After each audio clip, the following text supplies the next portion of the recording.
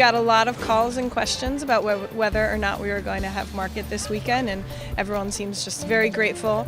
A Saturday staple at Portland State University forced to adjust today following a chaotic week on campus. Thanks for joining us at 5. I'm John Adams. The Portland Farmers Market at PSU went on as scheduled today, but with a modified layout. They moved the market 1 block north from where it usually is, away from the campus library. This comes after a group of protesters occupied the building for several days and caused extensive damage. The executive director of the farmers market says now is as good a time as ever to visit and support local vendors who rely on this event. During times when everyone's having to adapt and do something a little bit different, it's a really good time to come out and show your support. She says they hope to return to their regular space next week.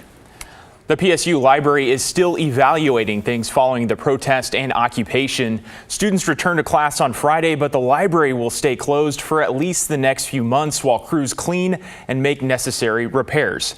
Police cleared the building twice on Thursday and arrested a total of 30 people. Students we spoke to yesterday say they support the protests, but not the vandalism. It felt honestly counterintuitive to the movement as a whole. I mean, I think protests are positive. I think it's something that should happen. The sad thing is I don't think the destruction is necessary. It was definitely troublesome, to say the least. Here's a closer look at that destruction. Portland State President Ann Cudd expressed her disappointment Friday and called the library as it stands, quote, unusable. The library team is working to get remote services up and running and set up alternative study spaces. President Cudd also says she expects protests over the war in Gaza to continue on campus and says she supports that as long as protesters do not harass students or trespass and cause damage. In California, crews have cleaned up the pro-Palestinian encampment at UCLA. Heavy equipment was moved onto the school's campus Thursday morning following that week-long protest. Protesters were given a dismissal notice on Wednesday after authorities declared the encampment an unlawful assembly and ordered demonstrators to leave the area. After a lengthy standoff with protesters refusing to leave, officers in riot gear advanced on the encampment. More than 200 people were arrested during the process. And near the East Coast, police in riot gear have begun moving in on a pro-Palestinian encampment at the University of Virginia, Charlottesville. Earlier in the day, protesters started setting up tents, but campus police officially declared it an unlawful assembly.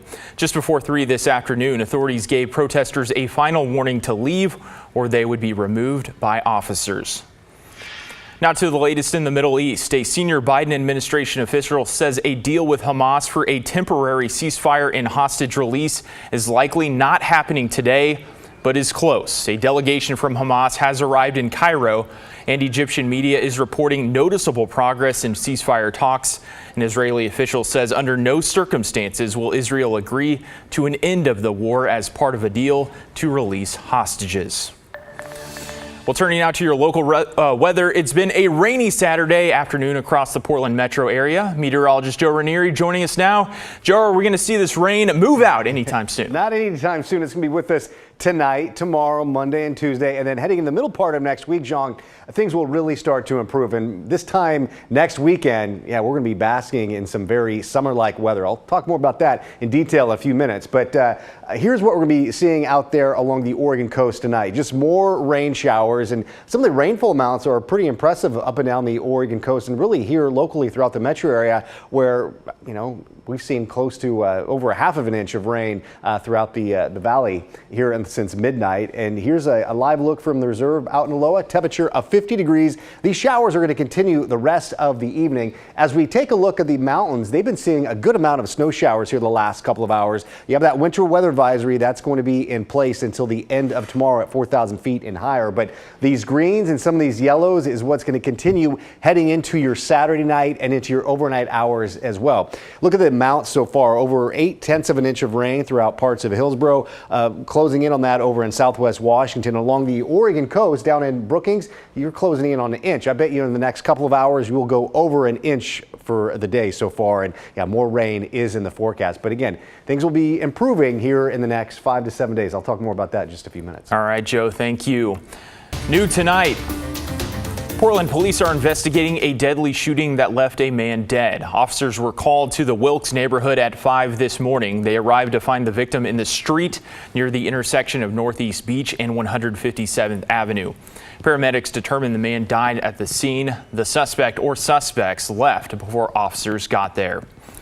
Portland police arrested a driver involved in a crash early this morning that left a man with life-threatening injuries. Officers were called to Northeast Halsey and 92nd Avenue just after 2 a.m. Investigators believe 23-year-old Nicole Land was driving impaired when she hit a pedestrian. She's been booked on DUI, second-degree assault, and reckless driving charges. The crash is still under investigation. A traffic alert out of the Mount Hood area. Highway 26 is closed between the Warm Springs Junction and Warm Springs exit due to a crash. There are detours in place. ODOT says to expect an extended closure in this area.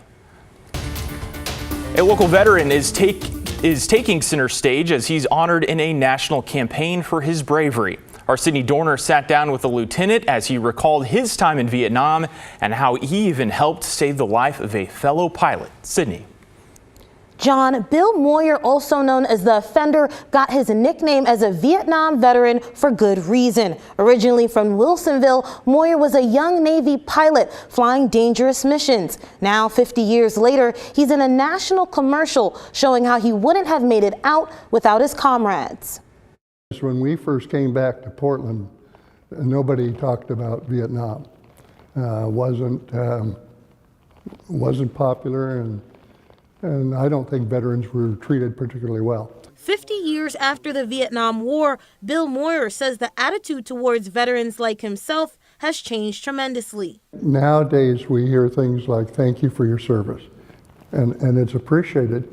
I didn't hear that for 30 years. Moyer is receiving more than just gratitude, now featured in a national Comcast ad campaign with his fellow pilots, highlighting the high-pressure times and how they depended on one another.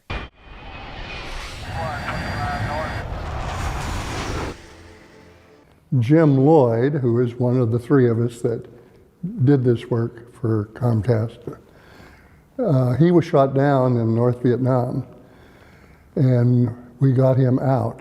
And he was the only over North Vietnam rescue, I think, in 10 years. Shooting the commercial didn't feel like work at all for the three pilots, who were part of the Gunslingers Squadron on the USS Saratoga. For us, we had basically a reunion for a week.